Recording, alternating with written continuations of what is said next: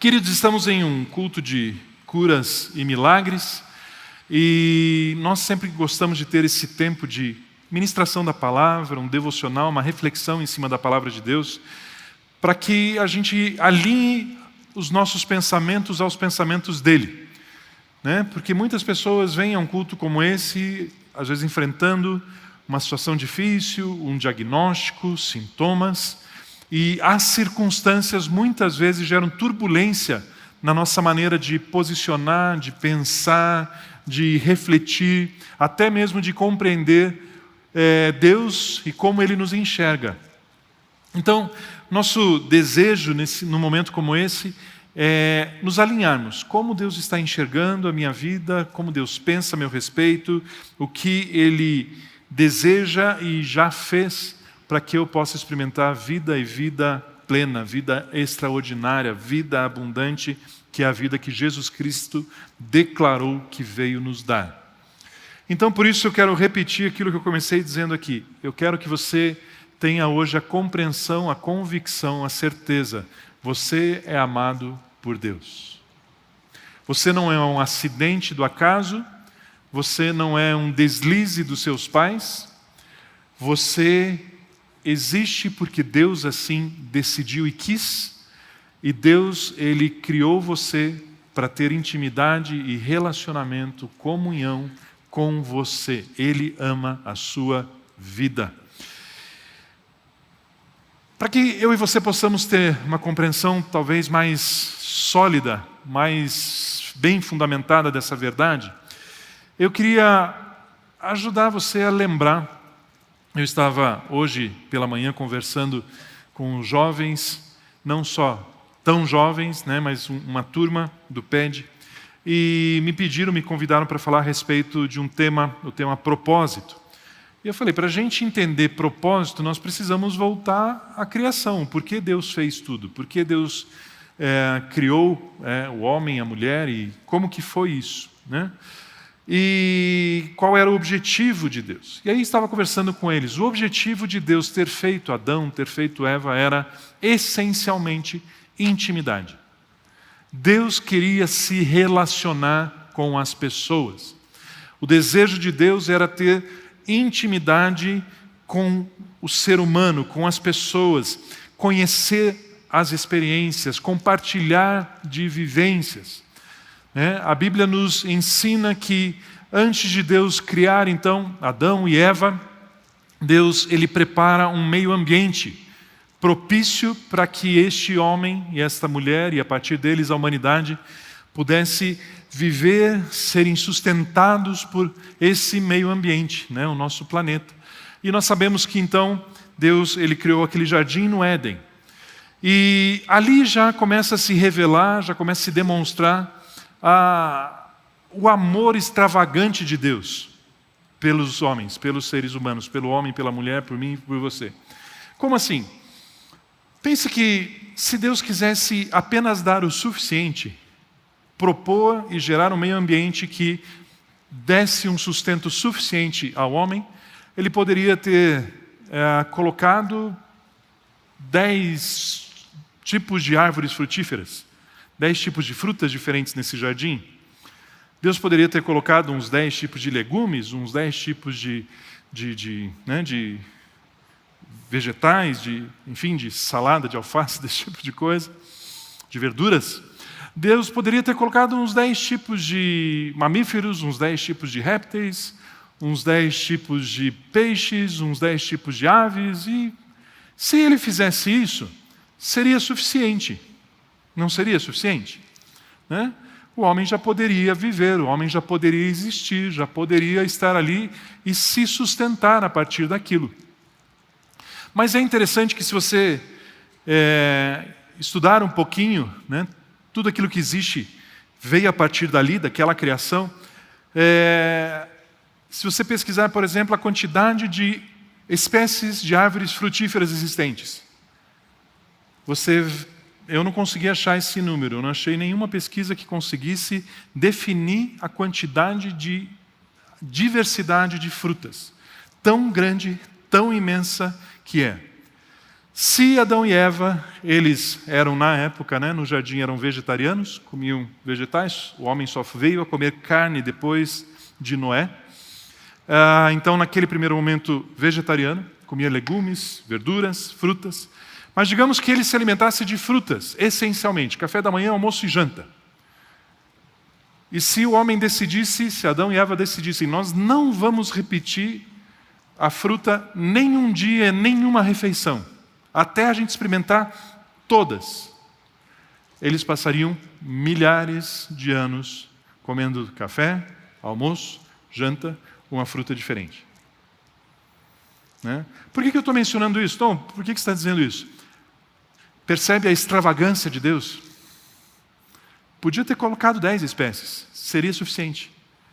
Mas Deus queria expressar a sua grandeza, o seu amor extravagante, dando abundância. Abundância. Deus não criou 10 animais. Deus criou muitos seres vivos. Muitas espécies de peixes. Deus resolve colocar ali no jardim umas borboletinhas, e não bastasse existir borboleta, tinha de tudo aquela cor. Aí Deus cria os peixes. E se você parar para pensar, hoje você liga um Discovery Channel, pode estar passando um programa lá sobre peixes que vivem em águas profundas. E de repente você vai ver seres que nunca, jamais a gente imaginou. E nós vemos hoje esses seres porque existe uma tecnologia e equipamentos que conseguem chegar àquela profundidade, e descobrir aqueles seres que não se sabia que existiam. Mas existem ainda outros lugares que não existe tecnologia e nem equipamento para chegar, e existem seres lá, que a gente ainda não conheceu. Percebe a extravagância de Deus? Que revela o amor de Deus, a abundância, tudo generosamente. Foi criado, foi dado por Deus, para que o homem então pudesse usufruir da criação, experimentar vida e vida em abundância. E a Bíblia diz que a essência do propósito de Deus era intimidade. E a Bíblia diz que na viração do dia, que é o final da tarde, ao anoitecer, Deus sempre vinha ter um tempo com Adão e conversar com ele, ter um tempo de relacionamento com ele. E falar: Adão, como é que foi o seu dia? O homem, além do relacionamento, ele recebeu a incumbência de gestão de tudo que existia. Então Adão, ele dava nome aos animais. Adão, ele governava tudo que existia. Adão tinha autoridade para gerir, para fazer a gestão. E Deus então conversava diariamente: Adão, como é que foi o seu dia? Deus, hoje eu descobri um animal bem interessante, um animal forte, imponente, uma cara assim, de autoridade, uma juba gigante. Adão, e aí? Que nome que você deu para esse bicho? Deus, eu achei que tinha cara de leão. Você é criativo, Adão. Então vai ser leão. E que mais? Deus, eu vi um outro que eu vi que você é criativo. O que, Adão? O que você viu? Eu vi um bicho, umas patas compridas, um corpo laranja com umas manchas, um pescoço gigante, uma cabecinha desse tamanho e 2 antenas. E daí? O que você achou que tinha? Cara do quê, Adão? Eu achei que tinha cara de girafa. Então vai ser girafa, Adão. Legal. E eles iam, estou brincando aqui, o tipo de conversa que existia. Hoje, durante a aula me veio algo.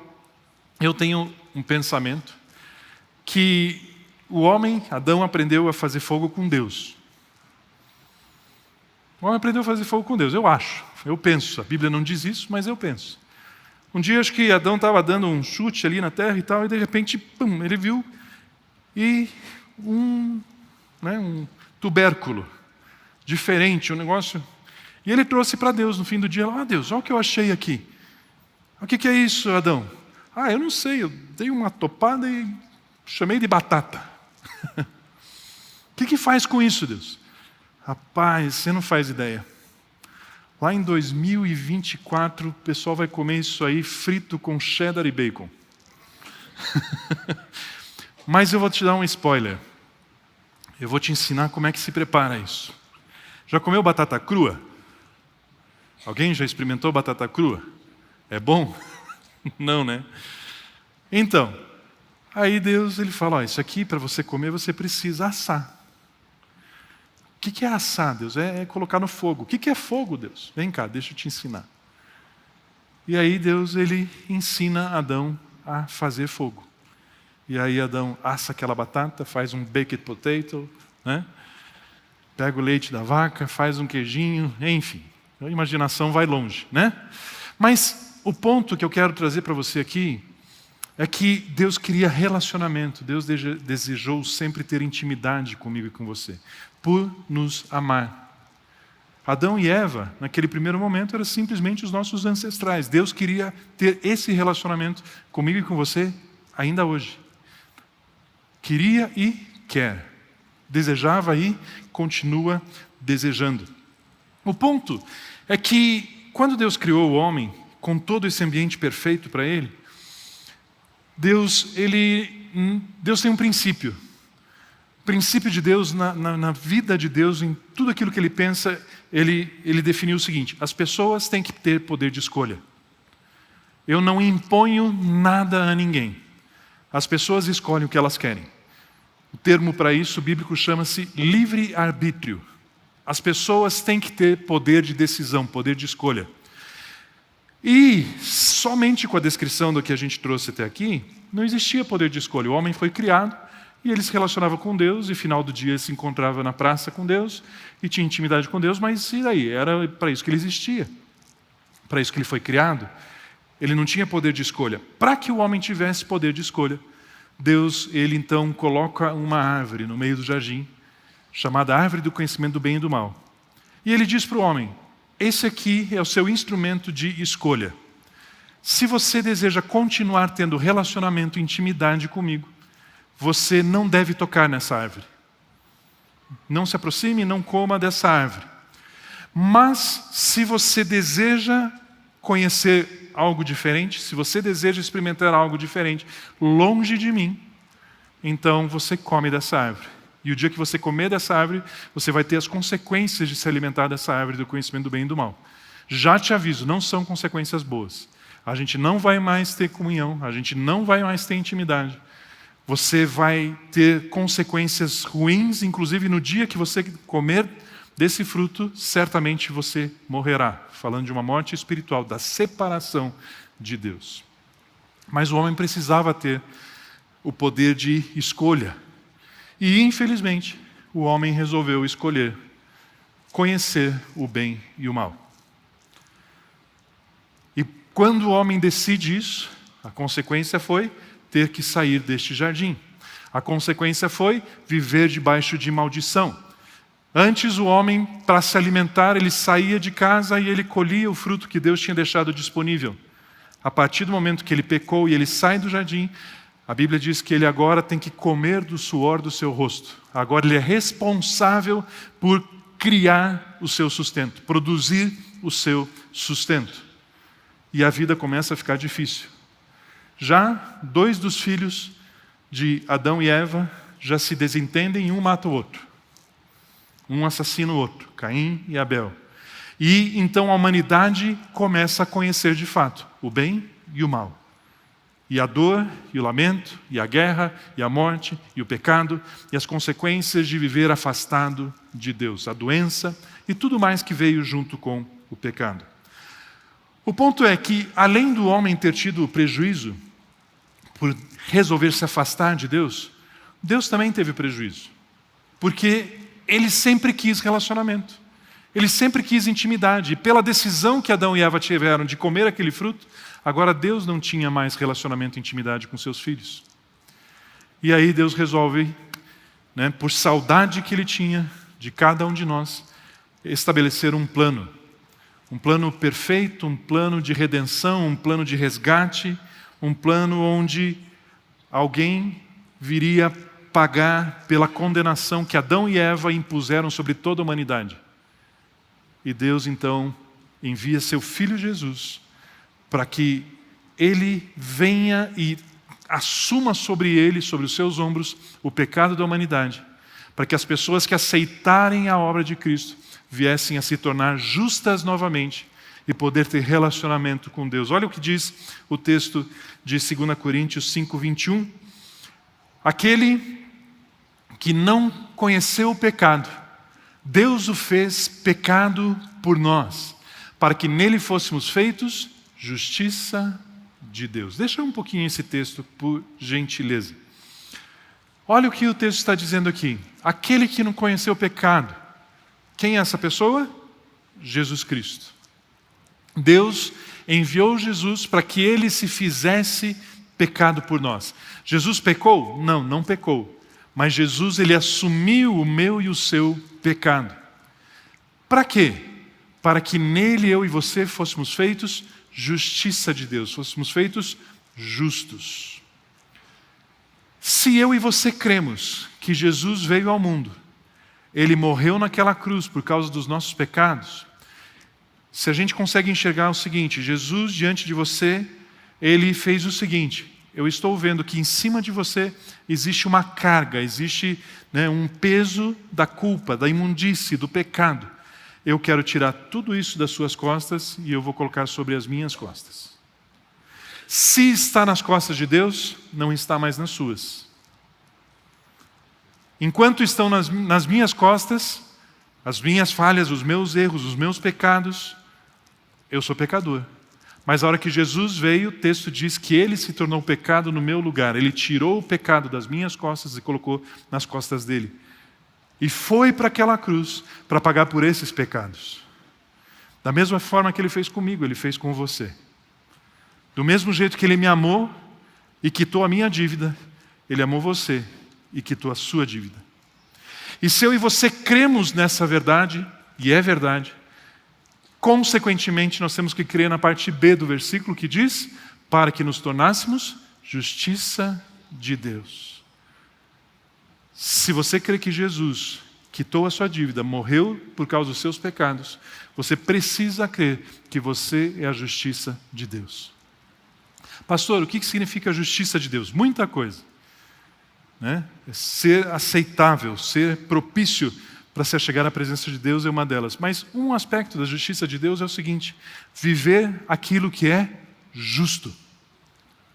O que é justo? Jesus disse, eu vim para que você tenha vida e tenha vida abundante, tenha vida plena, tenha vida extraordinária. Eu e você vivemos debaixo de um sintoma, de um diagnóstico médico, de doença, de enfermidade, é injusto. Mas se ele quitou a dívida, eu sou a justiça de Deus. E essas circunstâncias, elas têm que sair, elas têm que ir embora, elas não podem permanecer na minha vida. Agora que você crê e recebe na obra de Cristo, a obra de Cristo, você se torna justo. E pelo fato de termos sido purificados, podemos nos aproximar novamente de Deus, mas agora não somente como Deus, mas como nosso Pai Celestial. Porque ao crermos na obra de Cristo Jesus, nós nos tornamos também filhos de Deus. João 1,12 diz, mas a todos quantos o receberam, deu-lhes o poder de serem feitos filhos de Deus. A saber, aos que creem no seu nome.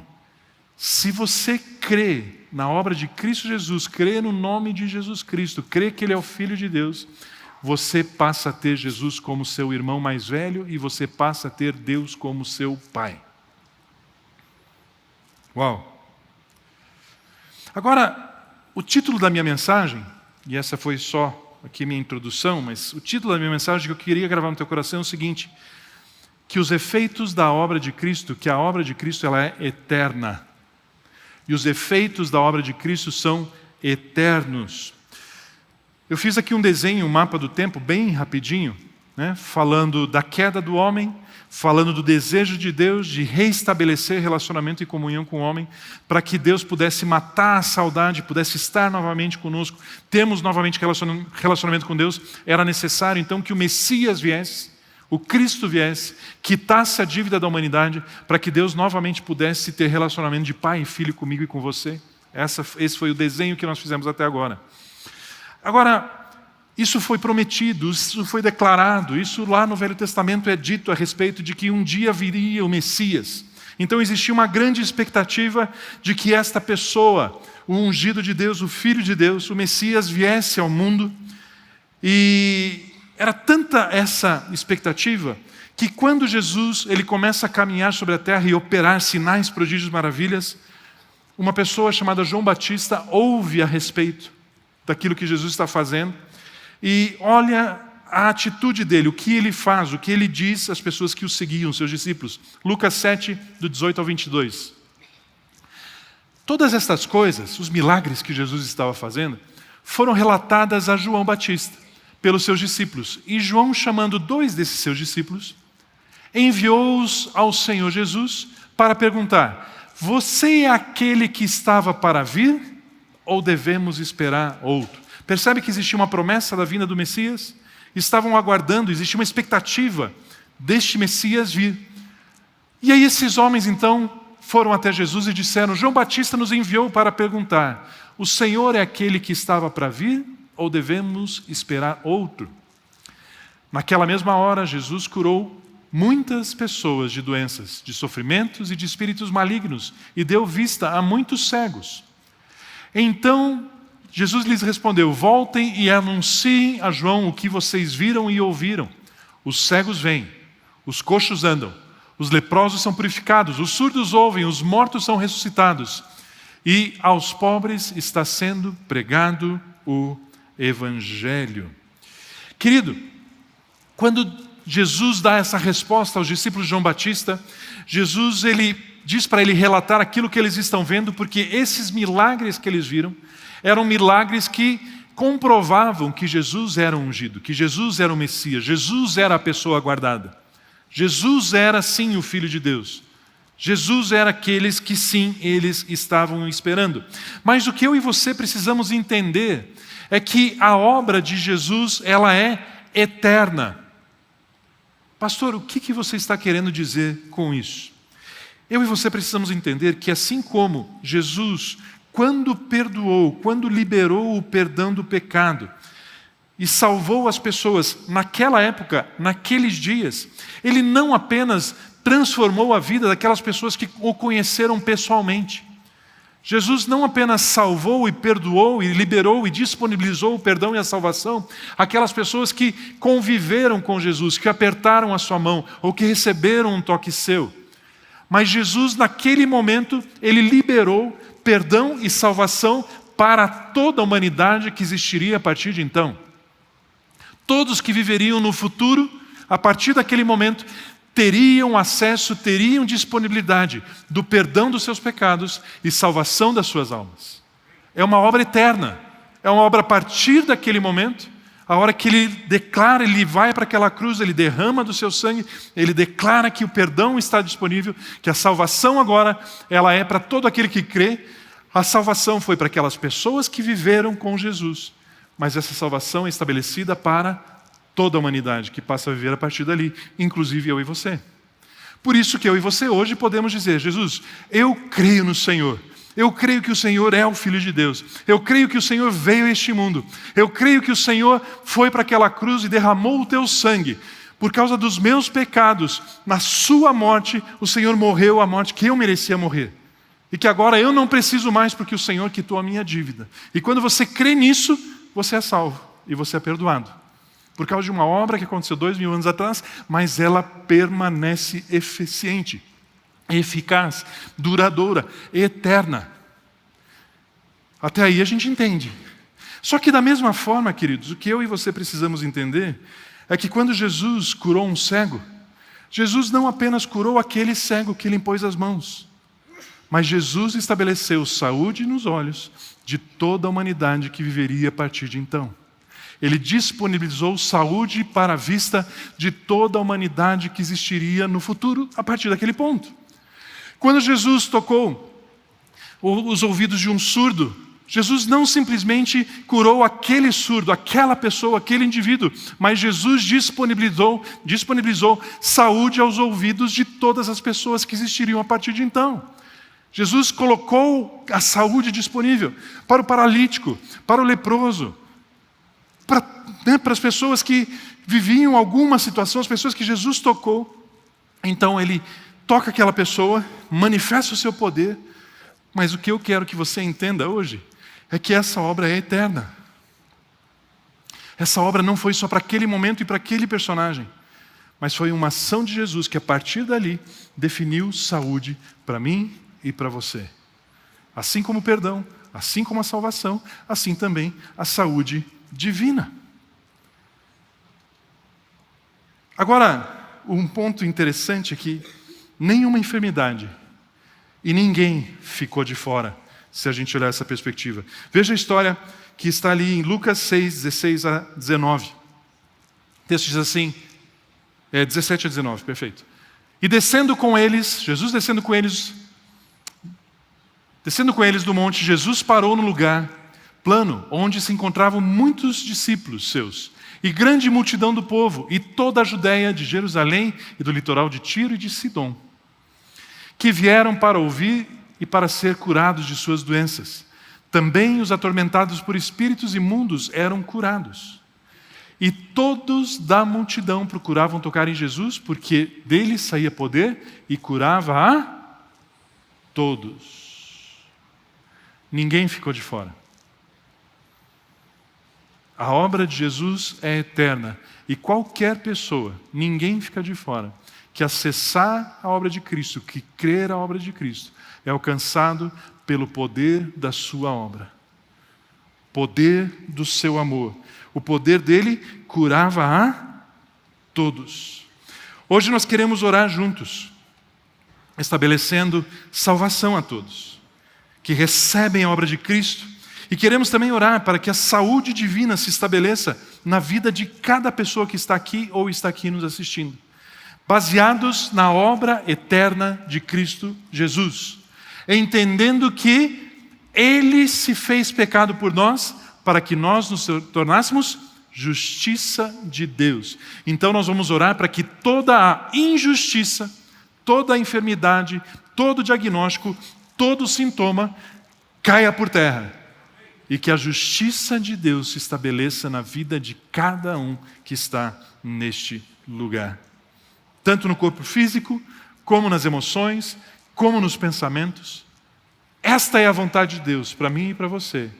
E nós estamos aqui, nós nos reunimos aqui, para que a obra de Cristo seja honrada. E a forma da obra de Cristo ser honrada é que ela se materialize na sua vida e na minha vida.